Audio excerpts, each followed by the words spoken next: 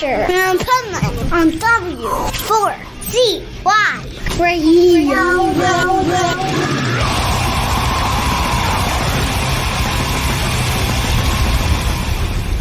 Wake up, America! It's time for the Adventures of Pipeman on W4CY.com, West Palm Beach's #1 internet radio station. Here's your host, the Pipeman. I'm running a retreat in 2025 in Dyzeth, North Wales. Please send your email and nominate yourself or another person to alarmcalling@mac.com. For all you breast survivors out there, please come and join me for the Treat Retreat in Wales, January 2025.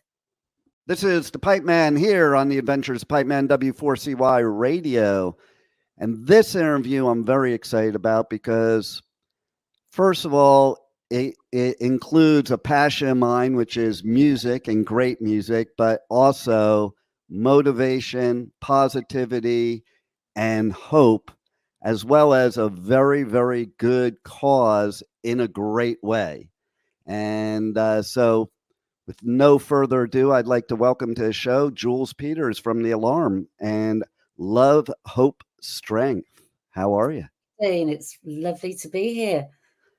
Oh, man, lovely to have you. And I just got to say, I think, first of all, it's great that you're here to do what you're doing for other women and other people around the world, as well as your husband. And you know, you guys are great musicians, but I think this is even better.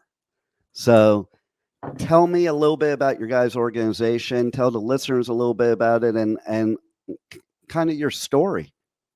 Yeah, hi. Thank you, Dean. I'm the keyboard player of The Alarm, but I'm also married to the lead singer of The Alarm, and we've been together since 1986.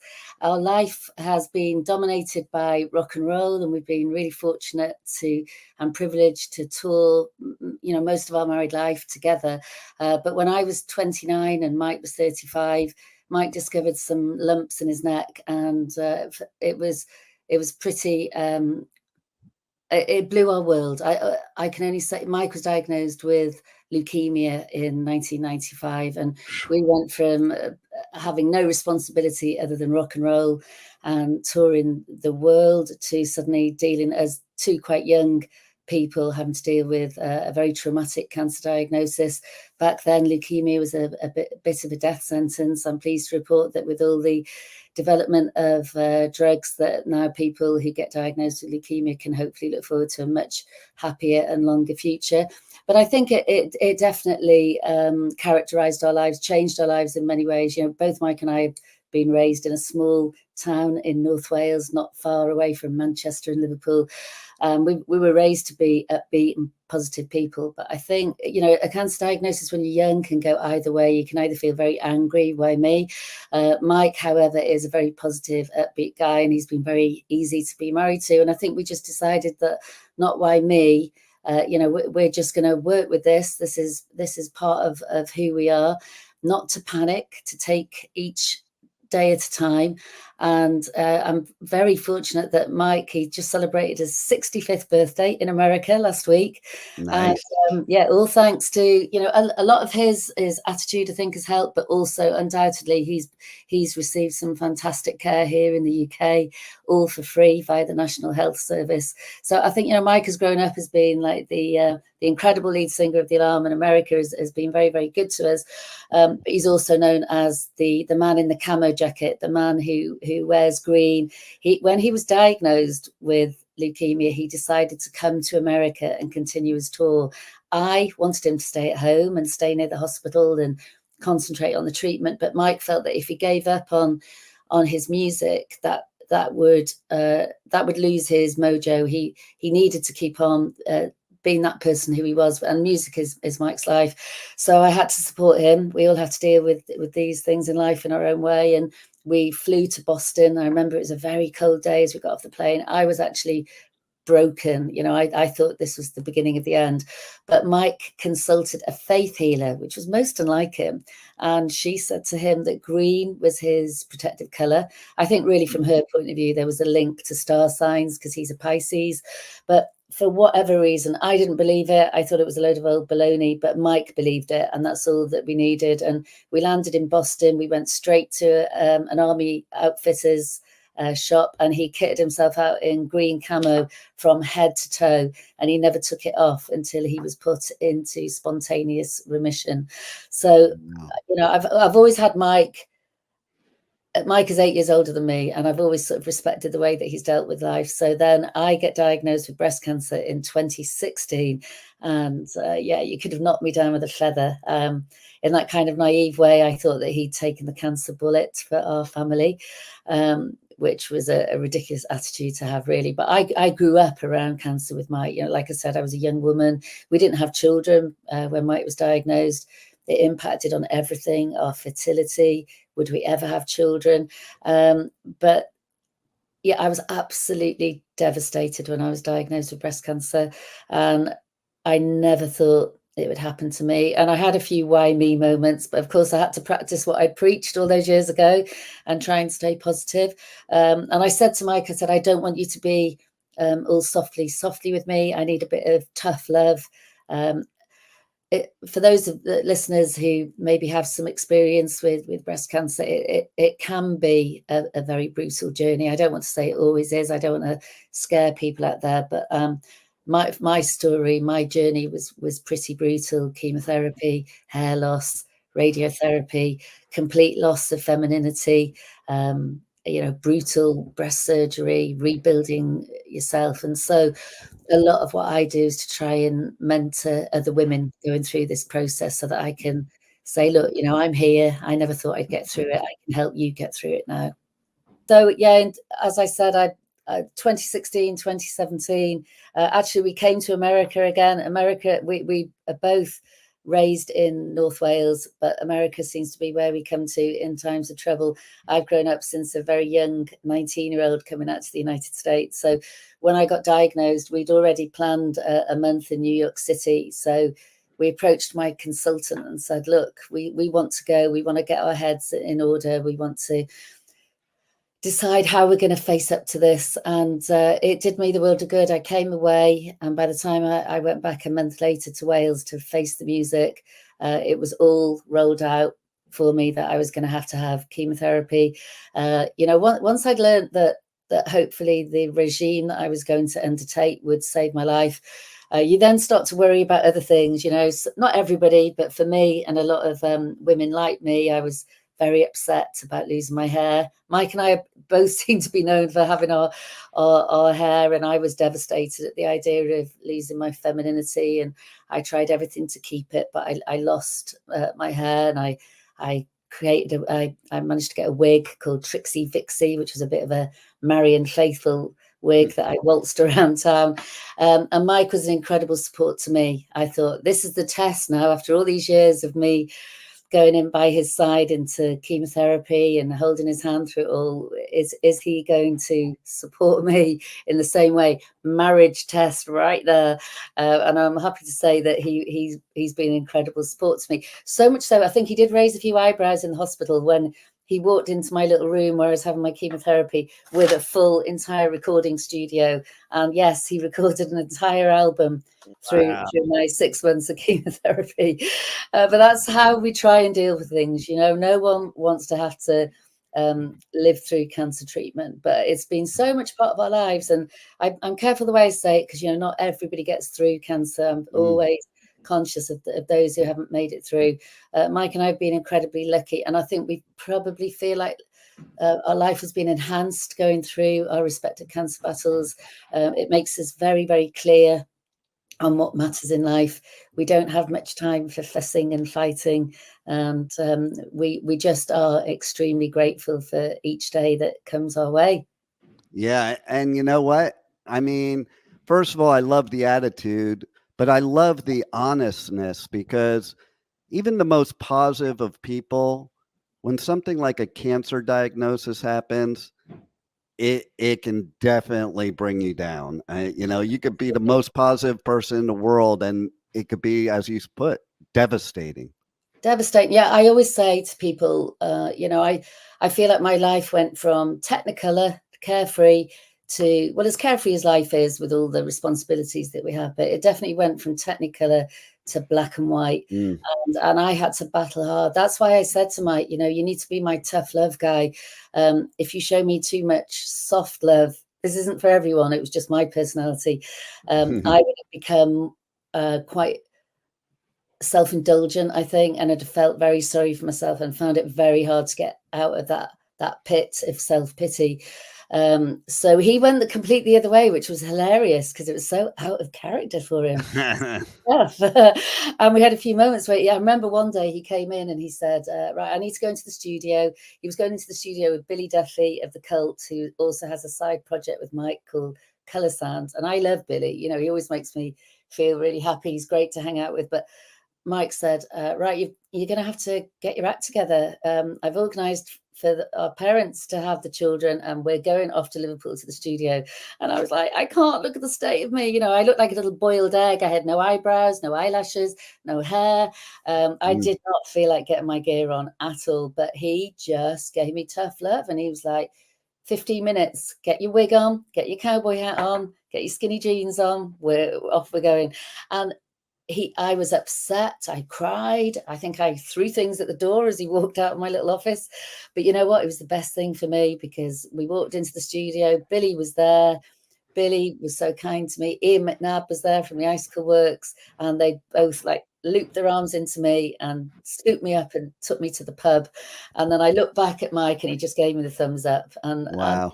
I felt a very different person. So I totally understand what it's like to be at the actual brink, because I struggle harder than Mike does. Mike has a very natural positivity, but I try and mentor people to say, just try and step over the doorway. For me, you know, when I approached chemotherapy, I thought I'm going to walk for 5 miles a day. Even though I don't fit, I'm going to put my beanie on. I'm going to put my wig on. And I dragged myself out. And I say to people, please drag yourself out, because by the time you've walked, I live in a little village, by the time you've walked around the village and interacted with other human beings, all your troubles do start to evaporate slowly. You've shared them. Don't stay in. Don't let it all build up inside.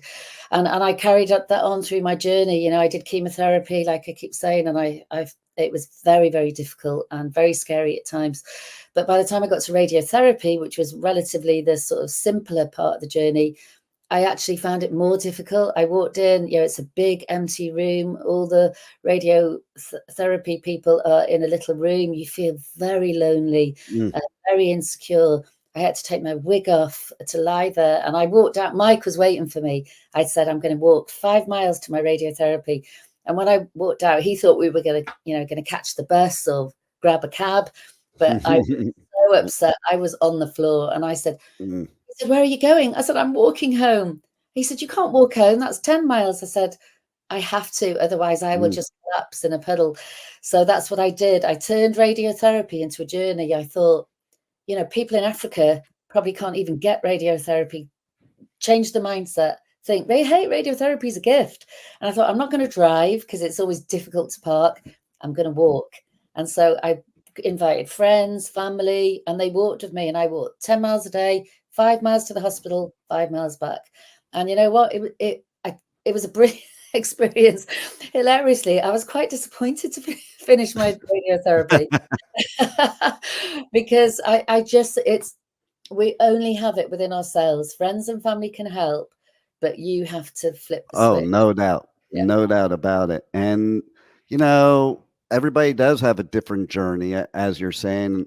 I have to say, what a great husband that basically did what you needed instead of who he needed to be. And I think that's a very important thing in any relationship. And I get it too. Like sometimes people need tough love to just like kick them in the butt so that they trigger their own thinking. It's not like you're forcing them to do something. It's just it's almost like kicking a car into gear, you know. It's like, absolutely, that's how it was for me. Yeah. And like I say, you know, I never want to come across as, oh, aren't we so good, we're so positive, you know, that can be really annoying. It's not that at all. It's just that is the way it works for us. And when I see people getting upset and sad, I just try and talk them through it and say, it's fine to be upset and sad. It's fine to have those Mm-hmm. moments. I've had millions of them. I still get them now because there's checkups and there's I've gone on to have a very scary year with Mike just recently in 2022, and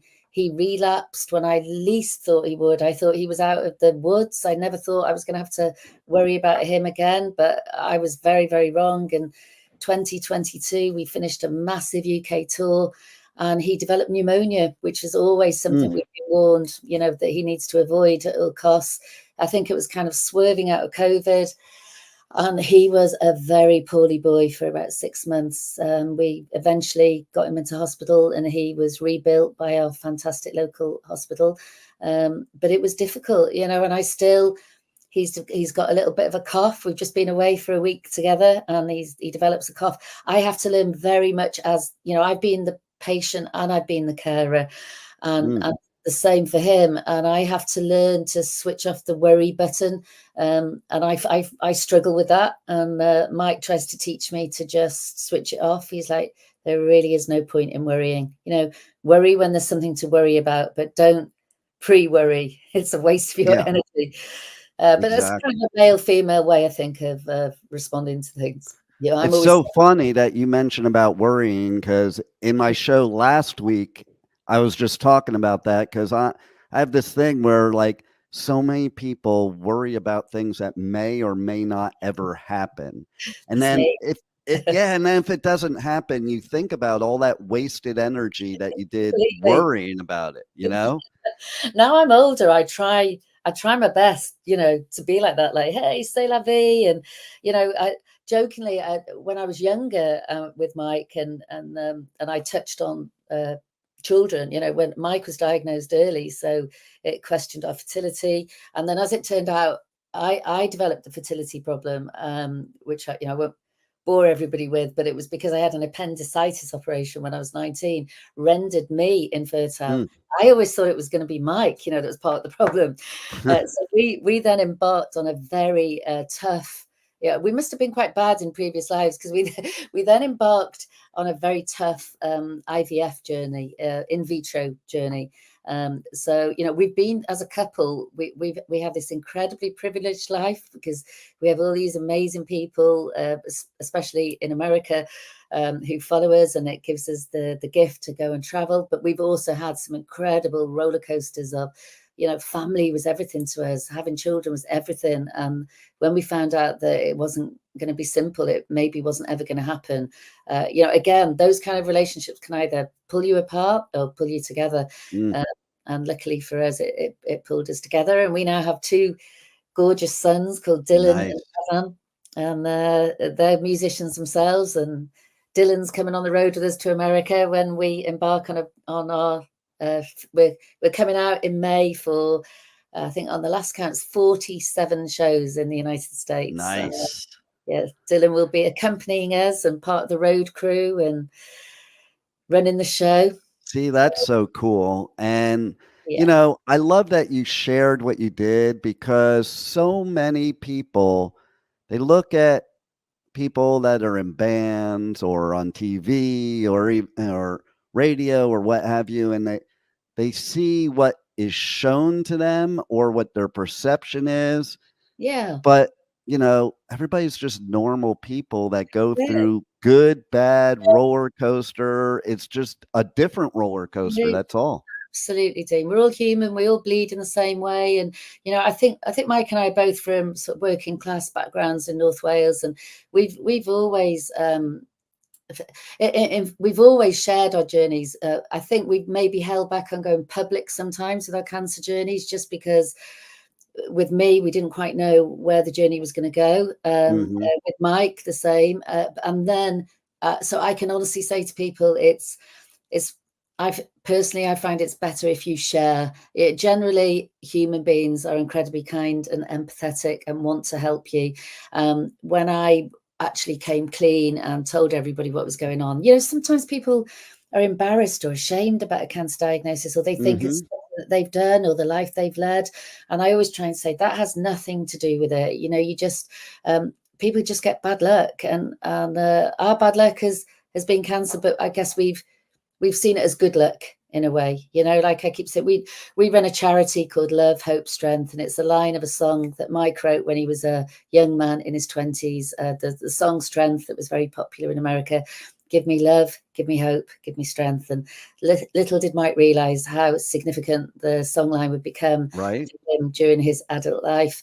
And we've gone on to, do amazing things with Love, Hope, Strength, because our just burning desire for some reason is to just try and help others who follow in our footsteps. Because, when I was that young kid of 29, when I was told my husband had leukemia, my world, my world fell apart.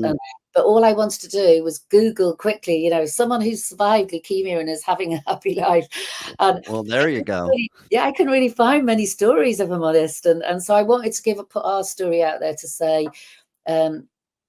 hopefully we can give you a little bit of hope that you can go. And yes, our life can be incredibly glamorous, and we have a wonderful life because of rock and roll. But I just want to share it. And we've done a couple of documentaries for the BBC where we've opened the doors into our home, and they've seen me crying. They've seen me with my boobs out being checked over by my consultant, just to say, look, we're all human. It's okay to be not okay. But at the end of the day, I'm happy to report with our charity that there's more and more good stories now.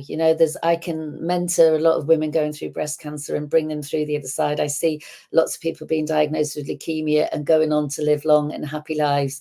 That's I often think that cancer should be maybe rebranded with a different name, because I think sometimes mentally it still floors people, that word. Whereas when I was diagnosed with breast cancer and thinking how my children were only 9 and 12, and they were kind of used to cancer. Their dad had had cancer since they were born. But I was mentored by another woman who I didn't know that well, and she just said to me, look, why don't you just not mention the word cancer? And I was like, oh, okay. That's what I would do. Oh, yeah. Yeah. And that's what I did. And my kids have come through relatively unscathed. I just said, Mum's got a lump, Mum's going to the hospital to get rid of the lump. She's going to take medicine to get rid of the lump. Might make her hair fall out. And I think as long as they would see me getting upset, they'd see me with my wig on, they'd see me pull my wig off, they'd see me bald. Just tried to make it. I said, look, we're like cars. Sometimes the hubcaps fall off, but it's the car stops. But don't panic. Sometimes we can get the car restarted. And it is those words and your inner vocabulary to yourself, because basically that word cancer just has no positive connotation to the word itself. Absolutely, and the other words that they use, like sick and disease, and it's like, I've had 2 heart attacks. Okay. And really? I don't look at myself as sick. I don't look at myself at, like they like to say, you have cardiac disease. And I'm like, I'm not saying that. And people would look at you in a different way, wouldn't they, if you use that word, cardiac disease? Right. Exactly. Yourself. Yeah. And even for myself, saying it to myself, it's like a different type of feeling. And I think what a lot of people, like you said before, you said like, you never think it's going to happen to you. It's like one day you're like really healthy, or so you think, and you're living your life, and the next day it just changes forever. And people don't realize that, like, even what you've been going through lately is like every day you have to wonder if today's the day. It's like, so it's like, to have that positive attitude, I think it's a necessity, because if you think you're sick, if you think you're diseased, if you think all these words, you're going to live life in that way, opposed to going out and just living life to the fullest, and enjoying what you have instead of worrying about what you may not have anymore. Oh, so much so. You were saying it as we first started our interview. You and I are old, and I were actually around about the same age, and it's that advice, isn't it, that you could give to your younger self, that I still think now it's the fact that I'm a mother, you know, and how to give advice to people coming through. You can't, because you've got to live the life, haven't you? So as you're older, you definitely realize that, you know, if there's people that you fall out with, you're better walking away. Have no toxicity in your life. You can't have that attitude when you're young, because you're making your way, and you have to put up with people that you don't like and to make your way. It's just the way life goes. Yeah. You know? Yeah, Or like, you can be a little bit more choosy. yeah, and I was just having a conversation with my son yesterday, and I'm like, you know, at this point in my life, I eat extremely healthy and I'm very active. I'm not gonna do all that stuff which I don't even really want to do, you know, Yeah, type of thing. Like, people don't realize when you're picky eating at places, that's even annoying too, because people think, oh, you know, like you want to do that, like like you want to be that way. And I was yeah, like, I'm not going to take all that work that I'm doing and ruin it by getting upset at somebody or getting in an argument. I'm just going to walk away. yeah, Whereas when I was younger, you'd have then argued. I would walk towards them, Yeah, you know. And it's and life like would have been boring, obviously, without a few arguments. right, That's kind of exactly. who you are. And sometimes there's moments for confrontation and having a good old. But yeah, I think as you get older, there's certain people possibly that you care less about. So, and that's not sounding unkind. That's positive. You're just knowing who you are. And the older you get, hopefully, it's the way it works, isn't it? You become less of a people pleaser. You Yeah. want to please the people that you really love, but you care less to please the people that maybe you don't really care about. Well, and you also realize when you go through stuff like this that there's a lot less people on your side than you thought, that you Yeah, were always so busy people pleasing that you never yeah. paid attention that they weren't reciprocating as far as a synergistic relationship. And that's what Dean, I I think. really enjoy being less of a people pleaser. It's I fantastic. know, right? But Yeah, that's what's really cool about your event that you just did, your retreat that we're doing yeah, again in 2025, yeah. And I want some because Americans to come. yeah, because it gives you a chance to bond with other people and everybody to bond together with people that understand what you're going through, number Yeah. one, Yeah, and and I'm sure you people. find that having had a heart attack, you know, with breast cancer, I've got amazing friends, amazing family, but thank God most of them haven't gone through breast cancer. So they can only understand so far. And then Yes. they sort of, they nod along, but they don't really understand. And that's not their fault at all. And they're still incredibly helpful. The retreat came about, and you're sitting in front of my lovely chapel in North Wales there. The chapel, just to give the listeners some sense of what the chapel is all about. Mike and I purchased a chapel. It's in the village. It's all very authentic. It's in the village where Mike Peters was born. I'm from the next town, and it's a beautiful chapel that was a fully functioning worshipping chapel up until we bought it. People in our village heard that we were looking for a space, and as the congregation dwindled, as is happening so much across the United Kingdom, that there was a need to sell the chapel. So they knocked on our door literally and said, "We heard you were looking for a space. Would you buy the chapel?" So that they knew they could Wow. trust us. You know, we live in the village. We would never do anything awful with it. And so we turned it into our studio and our recording space, and we've made films in there. It's been a very, very creative hub. But during lockdown, obviously we couldn't tour. We'd always planned to eventually convert this beautiful space, which is situated opposite a 70-foot waterfalls in a tiny little picturesque Welsh village. Wow. And where we live, Mike and I live just up the road with our kids and our golden retriever, Ziggy Stardust, and it's all pretty idyllic. You know, it's where Mike and I are from, so we know everyone. We went to school with them from the age of 2 or 3. It's like friends reunited wherever you go, and we love it, and that's what always draws us back here. But we developed the chapel into these 5 beautiful apartments, and And they're used for lots of things. People just book in to come on vacation. But as time elapsed, I'm a massive follower of yoga. We were talking about, being present in the moment. I would love if the whole world did yoga, it would all be a very different world. But that's a whole other interview. and I'm here in Costa Rica right now, and I'm doing yoga while I'm here because it's a yoga mecca. So, Oh, I'm a little bit jealous there. I'd love to come and do yoga in Costa Rica. Oh, yeah, you should definitely come down. That's on my little list. There it is. But so, yeah, we had a lot of yoga retreats, yoga teachers who came and stayed in the chapel. And then we'd send them up to the little community hall because we didn't have a studio in the chapel. And then this one particular yoga teacher said, I've seen this studio you have in the back. Well, the studio actually belonged to Mike. And because we developed the whole place into apartments, he wasn't able to stick on his guitar and make as much loud music as he used to because we'd had people staying there. So long story short, and Mike was very, very good about it. He realized he's very good at letting things go, Mike, and he realized that it was time to move on. And so we emptied his studio, and his beautiful studio is now a yoga studio and a Pilates studio.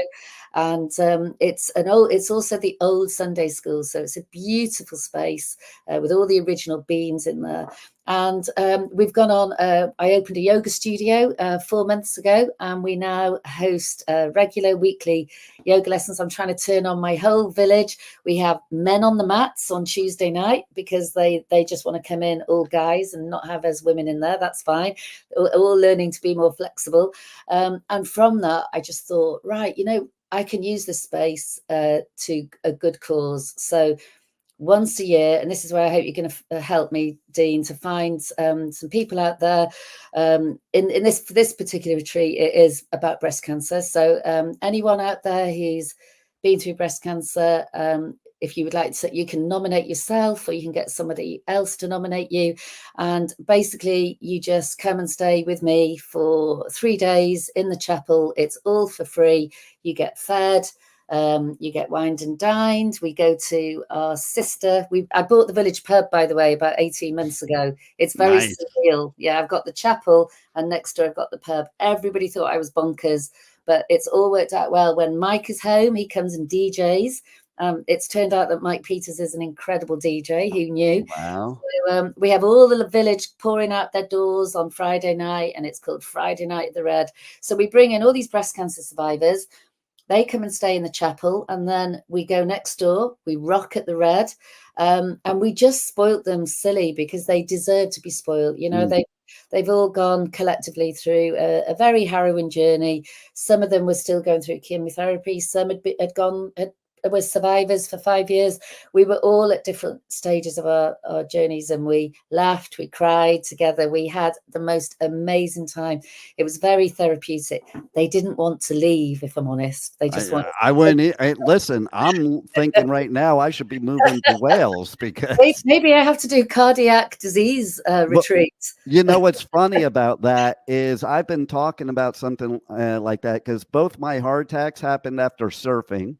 Oh, did they? Yeah. So basically, the end of 2017, I brought my son and family to Hawaii.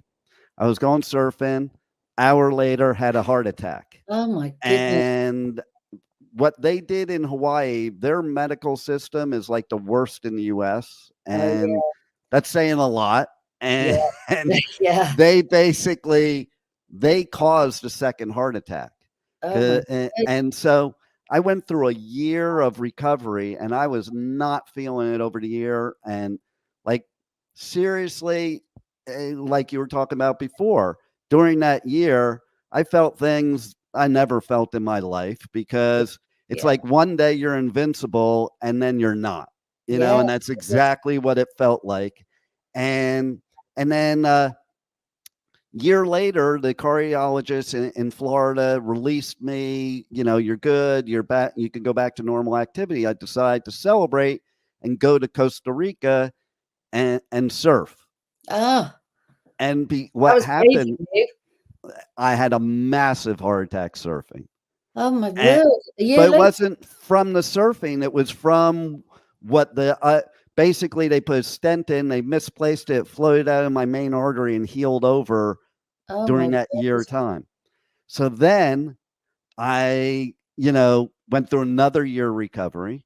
I came and got cleared. I came back to that's a whole nother story. We don't even have time. Costa Rica took such great care of me.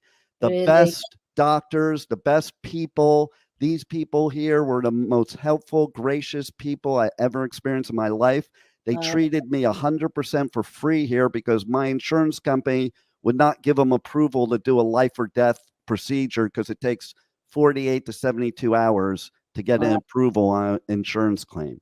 So, but I went through that year recovery, came back.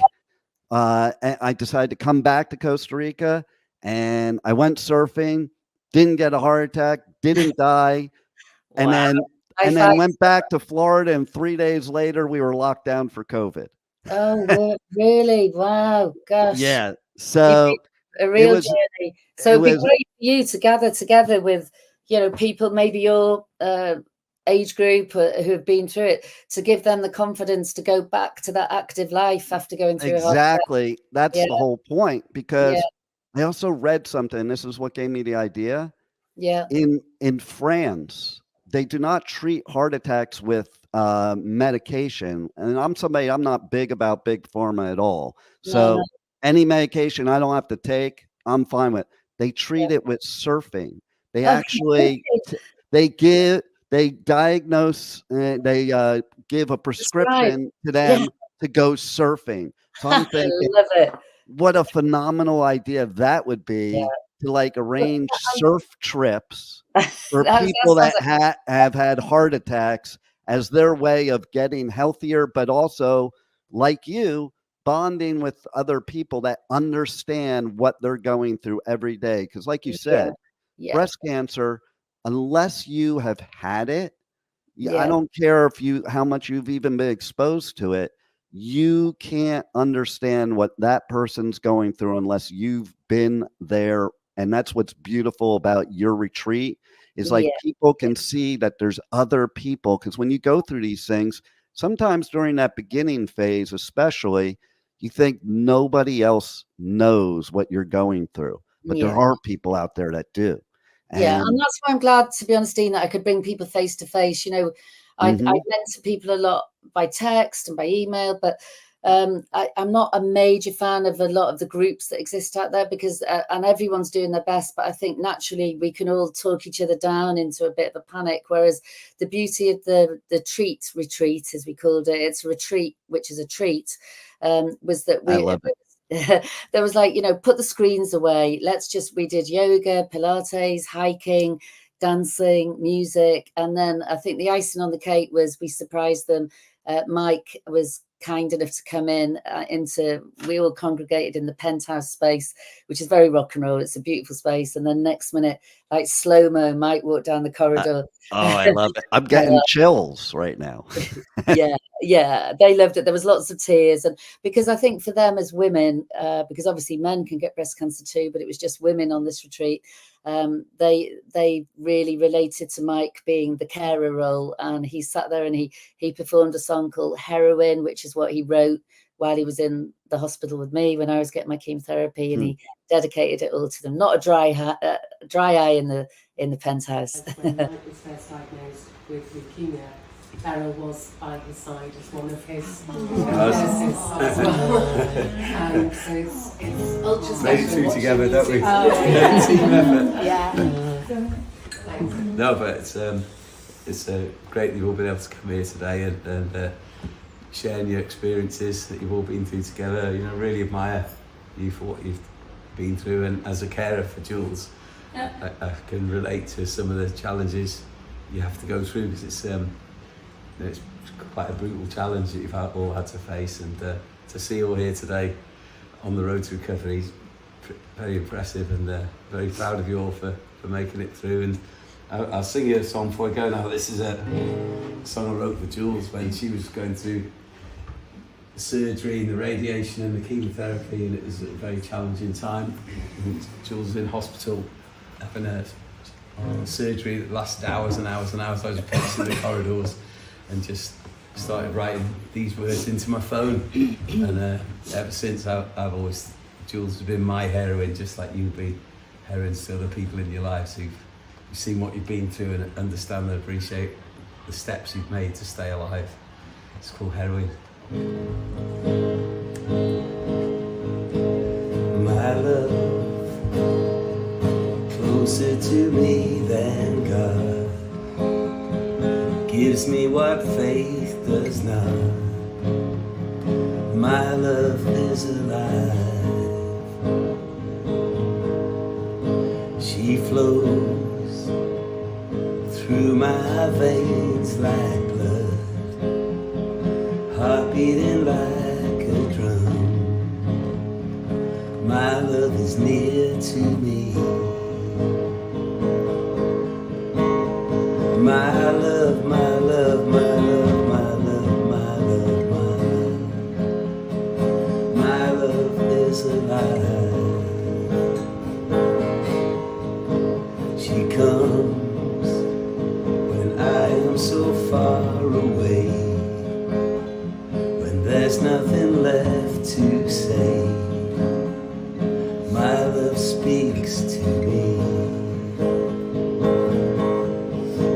She aches when all of my bones they break, when tears stream down my face. My love is there for me. My love, my love, my love, my love, my love, my love. My love is alive. My love is closer to me than God. My love gives me what my faith does not. My love is alive. My love is alive. My love is alive. My love is alive. And she's my heroine, heroine. My heroine, heroine. My love is alive.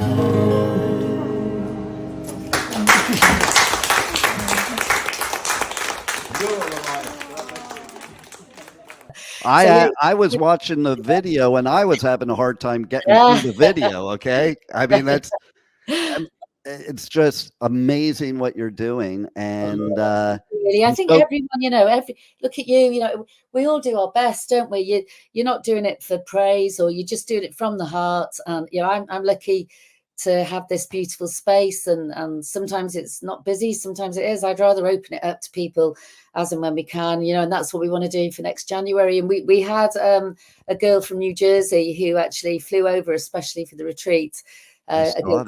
Yeah, she's called Lee, and she, because I'm very open and honest about my experiences on social media, so she was an Alarm fan, and she found herself diagnosed with breast cancer a few years ago, and she suddenly remembered my blogs and my opening up about what I was going through, and so she sort of reread them as someone that was living through it herself, and reached out to me, and so we connected that way and just communicated via email. And then she came to a gig, and then it all rolled out, and I said, I think you need to nominate yourself for this. So that's what we say: nominate yourself, ask someone else to nominate you, or if there's people out there that know of somebody who thinks they deserve to come over, we'd more than welcome Americans into our little village.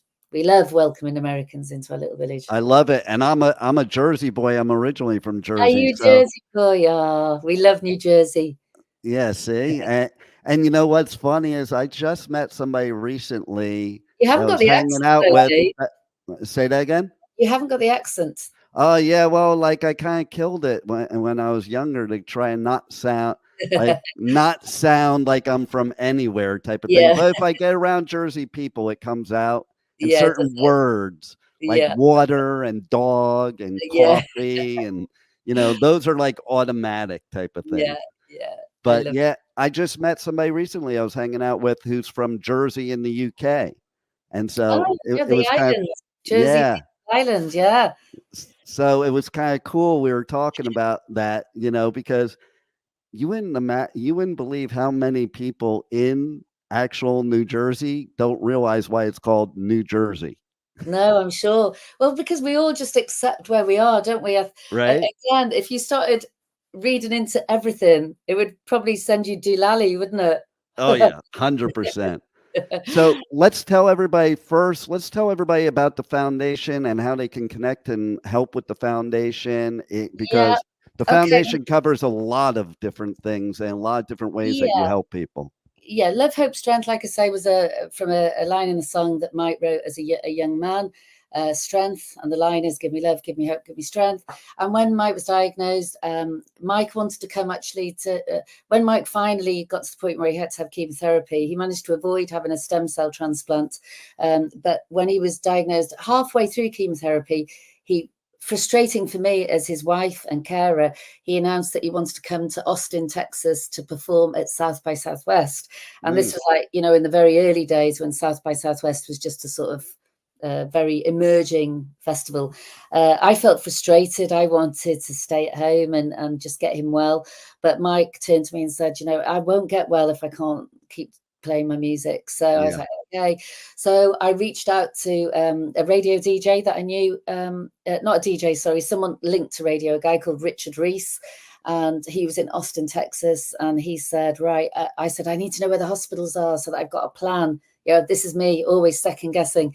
And he said, I can do better than that. I can put you in touch with someone that's just come through a stem cell transplant. He's a leukemia survivor. His name is James Chippendale. And that's what he did. And James he was from Austin, and he picked us up from the airport, didn't know us, bit of an alarm fan. And oh my goodness, he took us under our wings. He took us to Dallas Hospital for a second opinion. He took us to see Lance Armstrong's doctors, and he just strengthened me. He just made me feel like I could be ready for the fight. He's this gorgeous, handsome guy. It gave me confidence that we could maybe get through this. And because he was a leukemia survivor, he'd already started a charity himself, a foundation. I just met up with him actually in Dallas 2 weeks ago, and it was incredible. Nice. He's like our brother, and we founded the charity together. It was mainly founded by Mike and him because they were both leukemia. Well, Mike was going through the chemotherapy at the time, but they're both leukemia survivors, and so he was the American side and me and Mike with the British side. So we said, well, we'd like to climb a mountain in Wales to raise funds for our hospital that's taking such good care of Mike, and then subsequently such good care of me. And then James, in that classic Texan style, said, well, I think we should go even higher. We were like, what do you mean? And he's like, I think we should do Base Camp Everest. So we were a perfect match. The confidence of James and everything that he brought with him from growing up in Dallas, and then our maybe slightly more reserved manner being raised in the UK and in Wales. And we established Love, Hope, Strength together. James came over and stayed in the chapel, funny enough. And we stood, this is before we developed it into apartments, and we stood at the altar. And James just saw a T-shirt that was lying around with Love, Hope, Strength on the T-shirt. And he said, that's what we need to name the charity. And voila, the charity was born. And we did climb Snowdon, which is our highest mountain. And we've gone to climb it every year. And we've raised... When I say we, it's not we, it is we, but with a massive team of volunteers who join us and hike. And you know what? We turn it into fun. We try and joke that our charity is like a sexy charity. We don't want it all to be too serious. Come along, hike with us, have a beer with us, live life with us, however the way you want to live your life, raise a bit of money with us, but have an experience of a lifetime. So that's really how we've modeled Love, Hope, Strength. We just go off on treks and people register onto the treks. If you go to lovehopestrength.co.uk or lovehopestrength.org, you can see this year we come straight back from America, and then we head straight off to Spain to trek the El Camino way. Last year, we went to the Alps, rocked the Alps. The year before, when poor Mike was in hospital, I left him behind. And I took 50 people with me to the Sahara. We have loads of people a lot of people from across America who join us. We've done Base Camp Everest, Kilimanjaro, Machu Picchu. But you know what I love about it? It brings people together, and it's a real leveler. You know, you step away from the comforts, whatever comforts it is that you have in your home, and you're there more with a sleeping bag. You might be in a dormitory, in a tent. It strip it all back, and I think it does us all the world of good. It's like a reset every year. So I try and nag and cajole everyone I meet to come and join us, and they generally do, because it's like, you know, it's sitting around the campfire, guitars out. It's incredible. It's life-changing, and we have a brilliant time, but we raise a bit of money together and we help change the lives of people less fortunate than ourselves. I love it.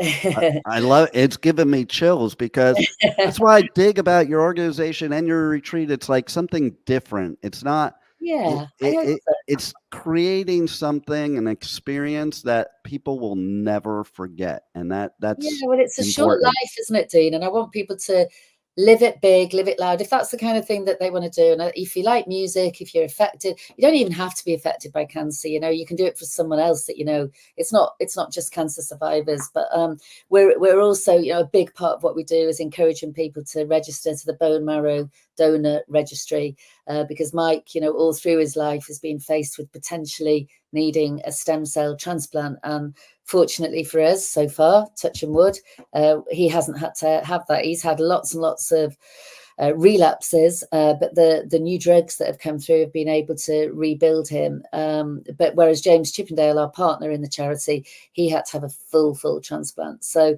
we try and encourage people, we run a program called Get on the List. So when people come to our gigs, or our other friends who are musicians, I mentioned Billy Duffy earlier, you know, we get everyone to come. Billy's come on a lot of our treks. He went on to be diagnosed with prostate cancer himself a few years ago. So he's now part of our little group of survivors. And we just encourage people. It's a swab test, and you can potentially save somebody's life. You know, James, our co-founder, his life was saved unbelievably by a German guy, literally because this German guy happened to register to the bone marrow registry, and James was dying effectively. And if they hadn't have found him a donor, he was a young, fit man, knocked down in his prime with leukemia. But because this wonderful German man registered many years previously, they suddenly, boom, found a match. And his name is Klaus, and Klaus saved James's life. And James travels from America to visit him in Germany and to give thanks to him. Without Klaus, there would be no James Chippendale, and the world would not be as an exciting place. Wow. But we're heading back to Everest as well, Dean, I'd like to point out. So we first went to Everest in 2008, I think. I'm not very good on my figures. I was able to go because thankfully I'd just given birth to our second child. After I mentioned our fertility battle, we had a huge battle to bring children into the world. And Mike disappeared with all his musical fans, musical pals, Slim Jim Phantom from the Stray Cats, Glenn Tilbrook from Squeeze. It was a phenomenal trip to Base Camp Everest, and they disappeared for 3 weeks. So we've decided it's the 20th year anniversary in 4 years' time. So we're getting everybody together and taking a big group, the road back to Everest. So we're excited. I love it. And so let's tell everybody too how they can nominate themselves or somebody else to the 2025 retreat, because it's probably going to be bigger and better than this year, I'm sure. Yeah, I think so. I think we'll probably have to turn it into a week stay at some point. You know, it's a funny old thing.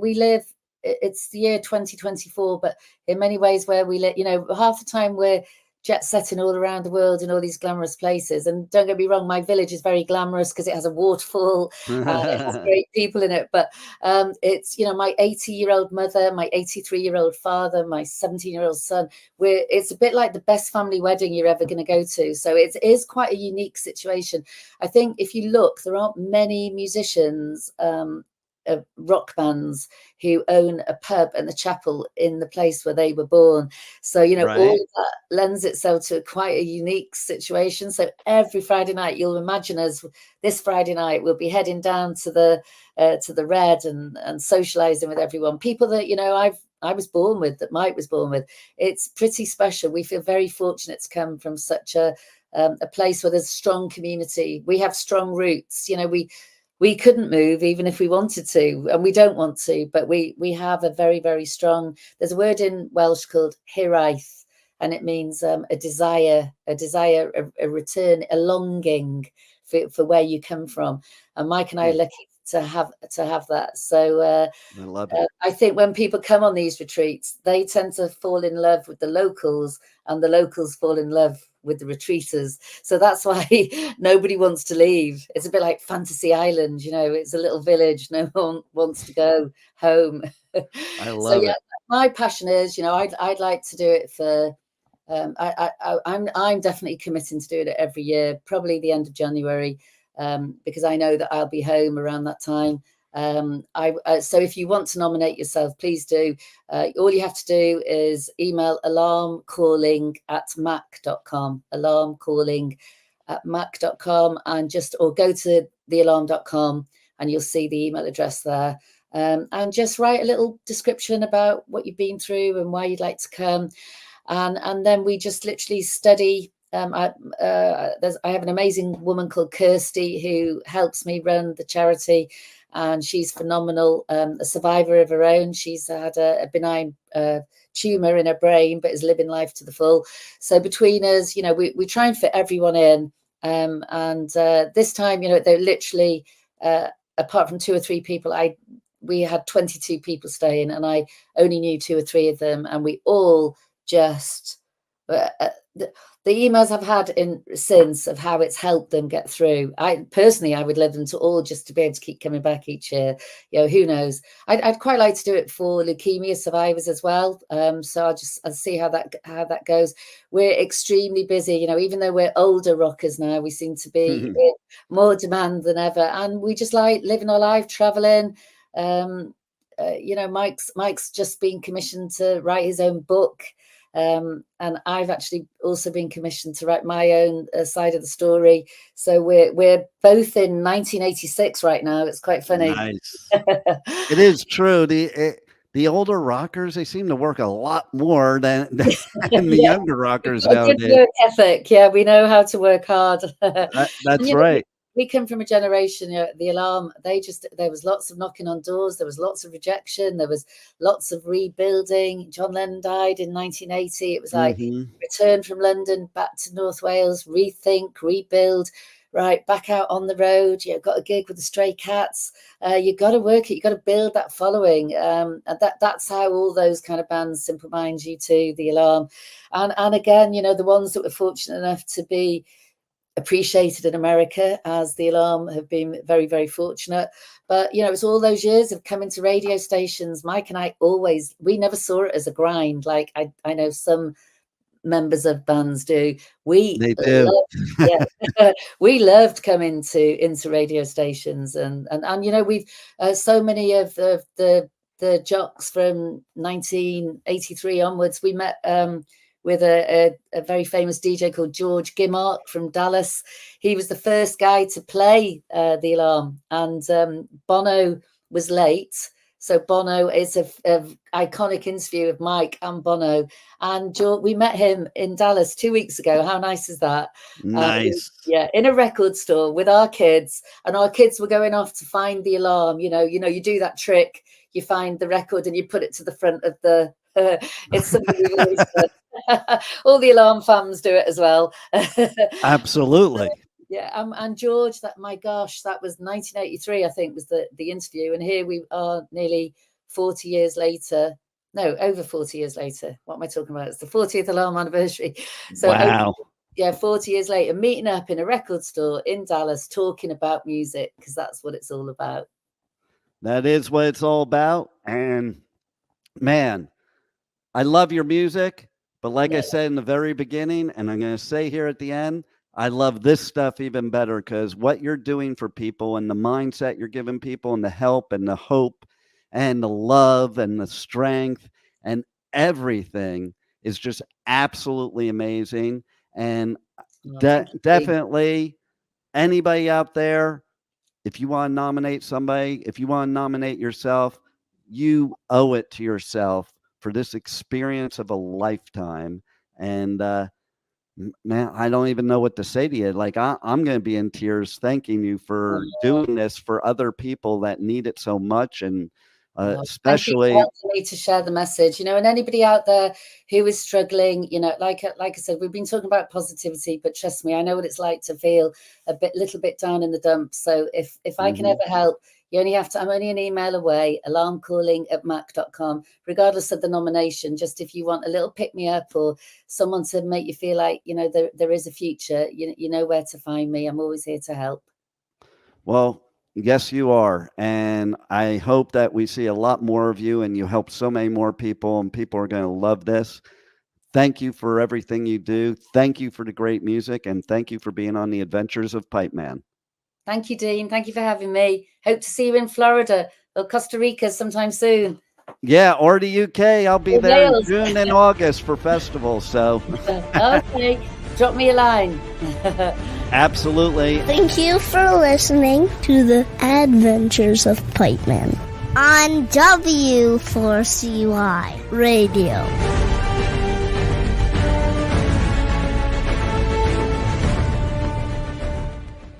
Hey, this is Jules Peters, and you're listening to the Pipeman at W4CY.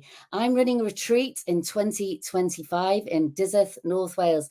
Please send your email and nominate yourself or another person to alarmcalling@mac.com. For all you breast survivors out there, please come and join me for the Treat Retreat in Wales, January 2025.